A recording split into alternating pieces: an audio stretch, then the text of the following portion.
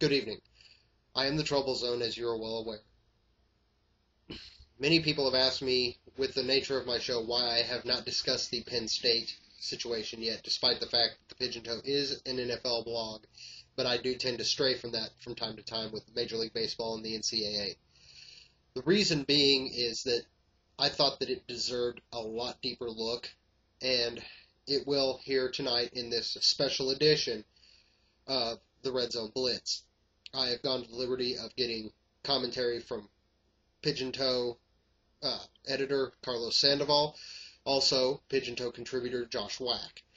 Also participating in this in this special report is Jay Rich, the graphics designer from Sniper Graphics, who also is the head graphics guru of the Trouble Zone, and a Penn State fan / Pennsylvania social worker that I've known for many, many years, will also be providing a written statement which I will read on the air.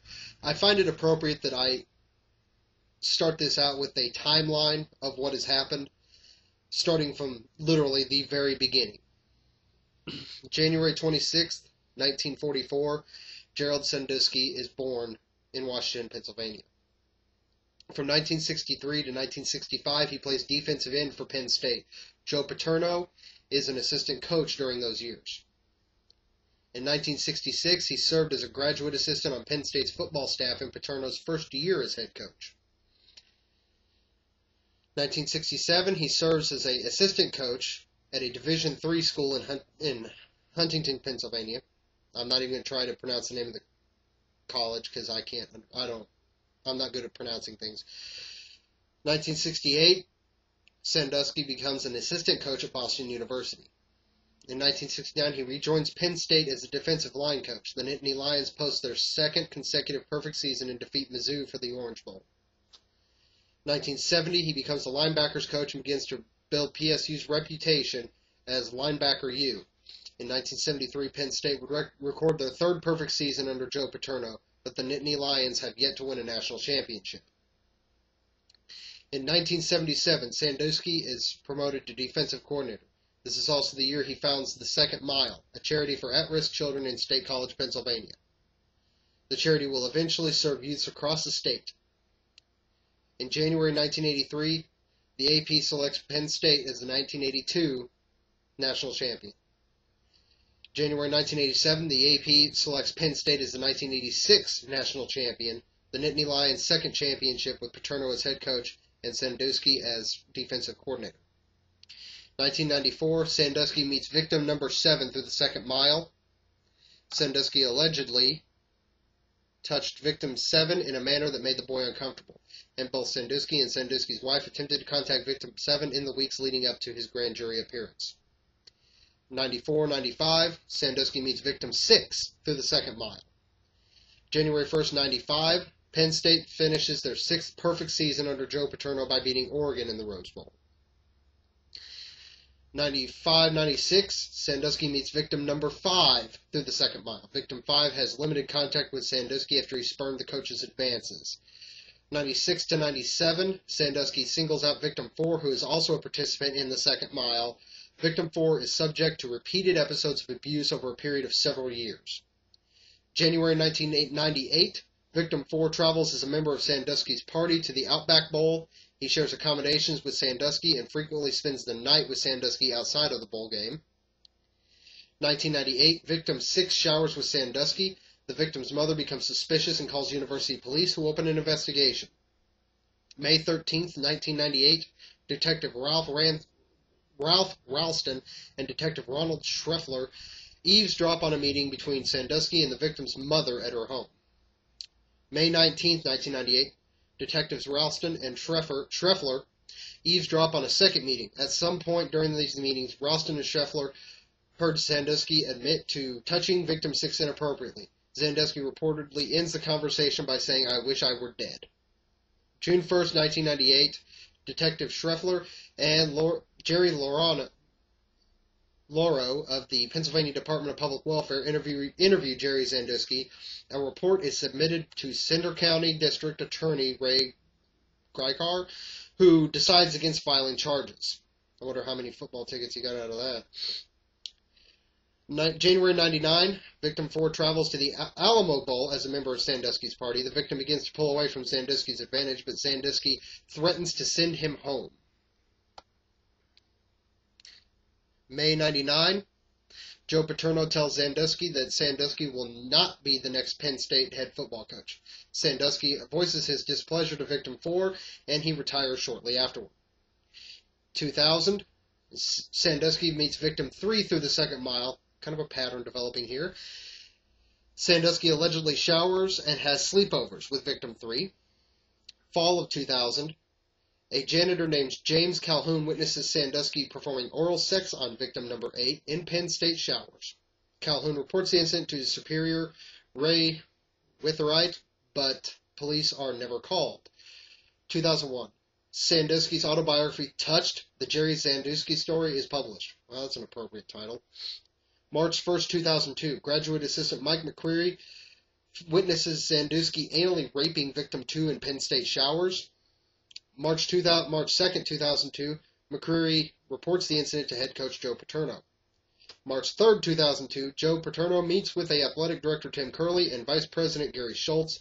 Paterno relays to Curley and Schultz what McCreary had told him. Mid-March 2002, McCreary meets with Curley and Schultz.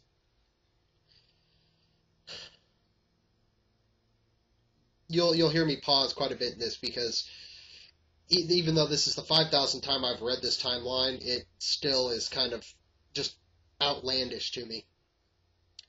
March 2002, Sandusky is banned from bringing children to Penn State's campus. Per Curley's directive, Sandusky's locker room keys are taken. Former President Graham Spanier is aware of the ban. 05 to 06, Sandusky meets victim number 1 through the second mile. Victim 1's report will eventually lead to the investigation of Sandusky. Sandusky begins meetings with victim number 1 on a weekly basis in 2007, and then in spring 2008, victim 1 ends contact with Sandusky. 2008, Sandusky serves as a full-time volunteer assistant coach at Clinton County High School. After a wrestling coach sees Sandusky in an inappropriate position with victim 1, school officials call the victim's mother. The victim eventually tells officials that Sandusky had inappropriate contact with him, and the school alerts law enforcement authorities. 2009, the Pennsylvania Attorney General opens an investigation into Sandusky's alleged sexual abuse. September of 2010, Sandusky retires from daily work with the second mile. November 5th, 2011, Sandusky is arrested and charged with 40 criminal counts related to sexual abuse of children. He is free on $100,000 bail. November 14th, 2011, Sandusky does an interview on NBC that was very, very telling. That, of course, was last night. And December 7th, 2011, Sandusky's first hearing is scheduled. Before we go into my take on all this, because as you know, I am the trouble zone and it's going to be lengthy, I would like to turn it over via audio to a pre-recorded statement from Pigeon Toe editor Carlos Sandoval. Can we bring that up, please? Yo, Zoners, this is Carlos Sandoval. You know, about this Joe Paterno stuff, the Zone wanted us to come check in, and he wanted us to give a little weigh-in, as I'm sure you undoubtedly know. I hate to sound like the typical college kid that is backing up Joe Paterno. However, Joe Paterno has received a ton of talk from the media, and we forget that he wasn't the one out there sodomizing 10-year-old boys in showers. Yes, did he say anything? No, he did not. Did he mess up by not further following up? Yes, he did. But is he the one that should be making the headlines? No. Jerry Sandusky is an absolute pig, and that dude should be receiving the headlines. It is incredible how Paterno is dominating the narrative here. It is amazing. It's best if he had gotten fired just to clear house already and shower this school. It's a prestigious school. Shower this school from the stench of child molestation. Absolutely, he should have been fired. But Jerry Sandusky, that dude, needs to be reprimanded more by the media. Instead of local media backing up Joe Paterno almost mindlessly, they should be attacking Jerry Sandusky for doing this to Joe Paterno and for putting Joe Paterno in this situation. Joe Paterno obviously didn't react well to the situation. Again, it's Sandusky's fault. And Sandusky came up with the best worst quote ever, which is, "I should not have showered with those kids." I should have not showered with those kids either. Unbelievable. Anyway, that's my take. Take it, Zone. Continuing on with the pigeon toe commentary, I would like to welcome in a video recorded yesterday, or actually the day before on Sunday, by pigeon toe contributor Josh Wack. Zoners, what is going on? I'm Josh Wack from the Pigeon Toe, and by now you've bound to have heard about the Penn State scandal. Sandusky molesting at least 8, allegedly it could be up to 20 kids, boys at that. And with that, Joe Pa being fired. He's no longer the coach at Penn State. So what does this all mean? What do I think about it as a college student? The Zone offered me to give my take from a college student's perspective, so I'm here to do that. First off, I'd like to say, Sandusky, you're sick. I'm glad you're going to jail. Don't wish what he did to anybody. It is wrong. It's morally, fireably, whatever you want to call it. It's wrong. He's going to get what he deserves. That's for sure. People are going to think, well, that's not enough, but justice will be served. Unfortunately, of course, at the expense of at least 8 boys being sexually molested. And that's another thing. Let's talk about the victims here. Like I said, I do not wish this on anybody. For those at least 8 up to 20 kids who got sexually molested, it's a life changer. I do not know this personally. I have never been sexually molested, but hearing all the stories all the time from people that have stepped up and talked about it, it's really just, most of them always say it changes their life. It's just a tragic thing to happen to a young kid's life, and like I said, do not wish this on anybody. It's a shame that it had to happen to these kids, and so my condolences to them on that. Now, moving on, let's talk about what's been heated for really what the media has been covering, especially the 4-letter network, the mothership, if you will, has been covering this whole Joe Pa thing. Joe Pa, he in a 2002 incident was told about a case where Mike McQuarrie, then an undergrad student, or graduate assistant, I should say, graduate assistant, now the wide receivers coach for Penn State, saw Sandusky molesting a kid in the shower. McQuarrie passed the information along to Joe Pa. Joe Pa passed information along to the AD and I think it was like the vice president, who, by the way, was in charge of the campus police, if you do not know that. And then from there, nothing happened. The case just kind of went away. From what the grand jury report says, all Sandusky had to do was give up his key.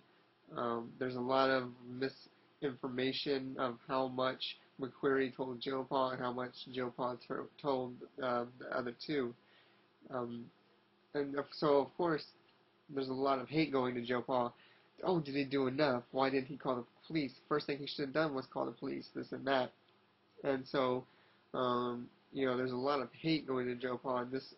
I think this unfortunately is going to, tarnish his legacy, because this isn't going to go away unless some weird new facts come out that really just blow open a story and kind of reshape it from what we've heard so far. This is always going to be a little asterisk on his legacy, which is a great legacy. He did so much good for this university and this community. That's why I, for one, am not going to be hating on Joe Pa just yet unless some new facts come out. I'm sticking with Joe Pa here. Did he do right 100%? In hindsight, no. Now that we know, it just wasn't a one-time instance. It's a multiple-time offense. So in hindsight, yeah, he probably should have done more. What I want to know is, after the investigation by, I think it was Curley and Schultz, I think it was Curley, I don't know the names, but Curley and Schultz, what did they tell Joe Paul? What was there anything said as far as, okay, we've taken care of it, it's not going to happen again?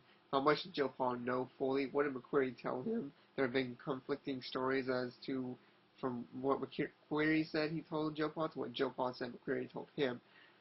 So those are a few things I want to get straightened out before I further my opinion on this Joe Paul case. Before I start, if I were to start bashing him like everybody has been. As far as him being fired, I find it to be a scapegoat. I don't think they did it purely because of this incident. Just because if you look, McQuarrie still has his job for Penn State. I mean, you're telling me someone that saw the event is less liable than someone that just heard about it, and from what he heard, we still don't fully know. I think McQuarrie is more guilty of not reporting it than Joe Paul is. So that's the whole thing with that. So, like I said, it's a tragic what happened. It is sad what's happened. And what little justice him going to jail is. At least it's something. At least he got caught. As far as Joe Paul, I think it's a shame to see him go. I understand why they did it. Like I said, I think it is a scapegoat, but I understand why they did it. In a way, I don't think it should have happened. Personally, I think he should have finished out the season, but I can see, looking at it, why they did it. They really had no other choice because his name is so big in college football. To kind of move past that, I don't think by firing him by phone call was appropriate. I mean, this is a guy that's been with you for 61 plus years, 43 of them, I think, as a coach. So I think he was due a little bit more respect from that. So yeah, I know a lot of people might not have the same viewpoint as me. I think a lot of people might think that I'm a little too forgiving, I guess, of Joe Paul for not calling the police right away. But like I said, I think there's still a lot of facts out there that we don't know, and as those facts come out, I will be able to better judge the situation more clearly. I'm not going to jump to conclusions here. I think there's a lot of stuff that's still out there that we need to hear. So for right now, I think Joe Paul, did what he was supposed to do by telling the two people he told, especially since one of them, like I said, was in charge of the campus police. And when it comes to four-year universities, especially big ones like Penn State, the campus police, in most cases, are full-fledged police officers themselves. So that's something else I want to know is like I said, why didn't Schultz take action? So it'll be interesting going forward, but that's my take on it. Take it with you. Take it how you want it. Yeah, that's it. So that's what I think of the Penn State scandal as a college student. I think there's going to be a lot of stuff coming out in the next few months about this incident. And I think from there, that's where you can probably really be able to form a correct assumptions on who's to blame and who's not to blame in this instance. And so that's when I'll start making my judgments a little bit better. So until then, zoners, peace out. And now a very, very rare, and actually the very first time he has appeared in person on the show, not just in his graphics, Jay Rich of Sniper Graphics, the official graphics guru of the Trouble Zone. What's going on, zoners? This is Jay Rich of Sniper Graphics. This is my take on Penn State from a college-educated point of view. I'm an alum of California State University, San Bernardino. Division II sports, we fly under NCAA radar all the time. So, anything that happens with Division II, no one really cares. But not the point. We're talking about Penn State, Jerry Sandusky's 40 counts of sexual misconduct with minors over a 15-year stretch. I don't get it. I don't understand what would ever possess anyone to do that. I think it's disgusting. I think the guy should be made an example out of him, I think it's appalling. I've seen this scandal happen in the Catholic Church before, I've also heard of other sexual things going on in sports before, Kobe, et cetera, et cetera, et cetera. The list is long. It's just, that's the thing that'll get sports people into trouble. I've read articles. It's shocking that this has been covered up. Obviously, Joe Paterno lost his job over it. The president of Penn State lost his job. And administration's under a lot of fire right now. You know, I think it's ridiculous that it got this far. I don't understand why it took 15 plus years, 20 years, whatever, how long it's taken from the first time this happened to now for this to catch up to this guy. I don't understand why they didn't, when they first found out about this, why they didn't terminate him altogether, report it to the police, and get him out of their hair. I don't understand why they covered it up. I think they were trying to save themselves at the time. They were trying to do the right thing, but obviously it's cost them a lot of problems now, you know?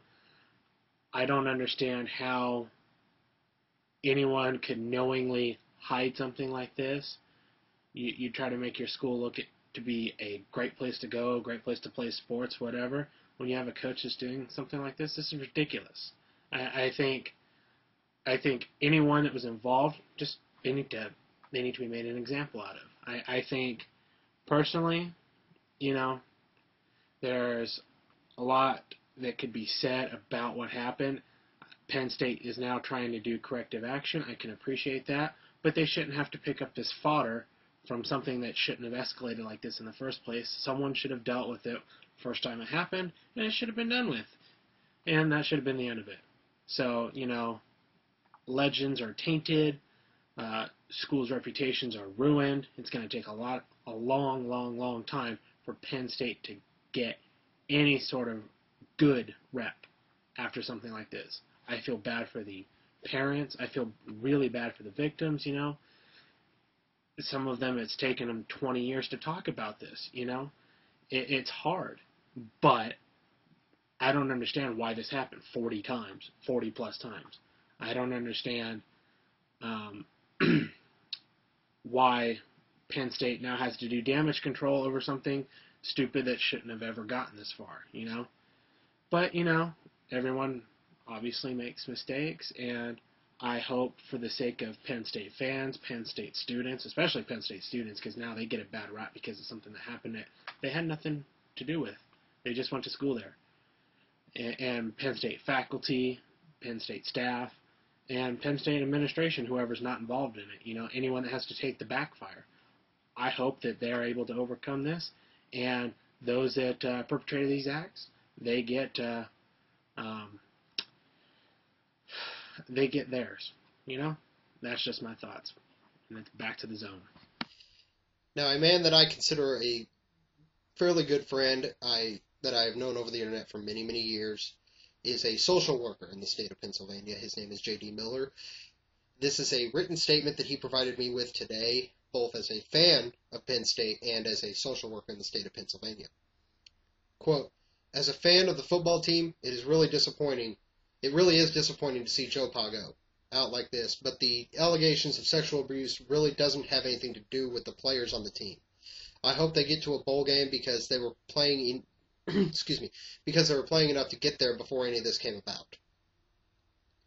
More importantly, I'm a social worker with my master's in social work and have worked in my county's child protection office for 6 years. This would have been a story 6 years ago if anyone with knowledge and or suspicion of the abuse had just picked up the phone and called the state child abuse hotline. That's all it took. Sandusky is the one that should be focused on and punished for his alleged perpetration. The Second Mile was a program for underprivileged children, and that low-class population is the majority of the people child protection workers engage with. Those children allegedly abused by Sandusky could have already been abused / neglected before even stepping foot in the Second Mile program. Now these victims are young men, most likely too embarrassed to discuss the abuse, and may have been re-traumatized again just by talking about it to the grand jury. I believe it was right for Paterno to be fired, and McCreary should be next. They may have done the absolute minimum by letting their superiors know, but they made morally reprehensible mistakes by not thinking suspicious allegations of abuse should not be reported." That, of course, is from J.D. Miller, a social worker in Pennsylvania, a longtime friend of mine. I definitely want to thank him for those words. And now we find ourselves in my take. I have been one of those people, as you all know, all of my fans. I'm a man of extremes. There is no gray area with me. There is white, there is black, there is right, there is wrong. And I think that if convicted, Sandusky's crimes warrant only one punishment. And no, I'm not saying the death penalty. Not at all. I am talking public castration. I think that should be done to all sex offenders, and especially child molesters, without a doubt. I think he is a sick, sick man. I have lost a gigantic amount of respect for Joe Paterno for doing the bare minimum. But the person that I am most disgusted with in this whole thing, and this is going to be weird for me to say, it is not Jerry Sandusky. He has a mental illness, obviously, but it's Mike McCreary. How you could pick up the phone and call your daddy while this child is getting abused, and not walk in there as a 28-year-old former football player and not knock the living crap out of a 50-year-old man who is harming a child disgusts me. There is no jokes here. There is no typical trouble zone. This is me. This is no character. This is no on-screen persona. This is me. I am disgusted by the fact that Mike McCreary does not have a gigantic assault charge on his record.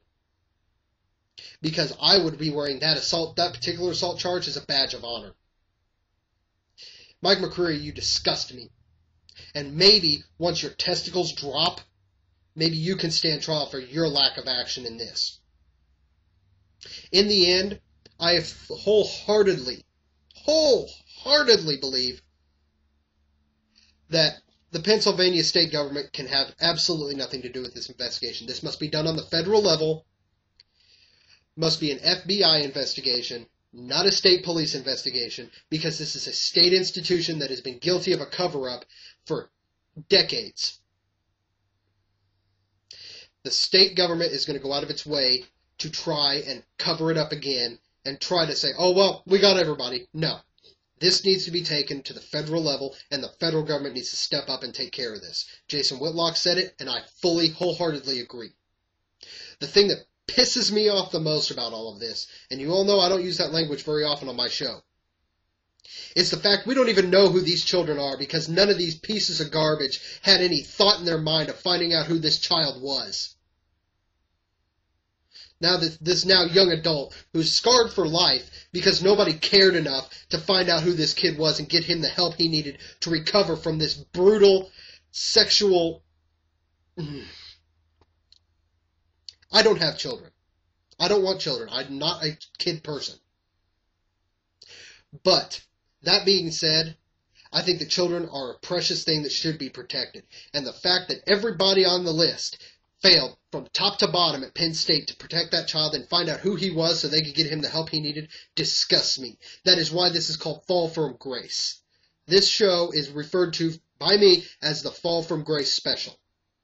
Because somebody screwed up and they didn't have the honor or the dignity or the courage in one way or another to stop this. Joe Paterno deserved to be fired. I don't care what he's done in his career. I don't care how much he's meant to college football. He did the bare minimum. He is a gutless coward. Mike McCreary went and called his daddy and then left the facility.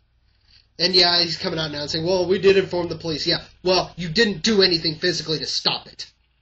That makes you a coward. And Jerry Sandusky,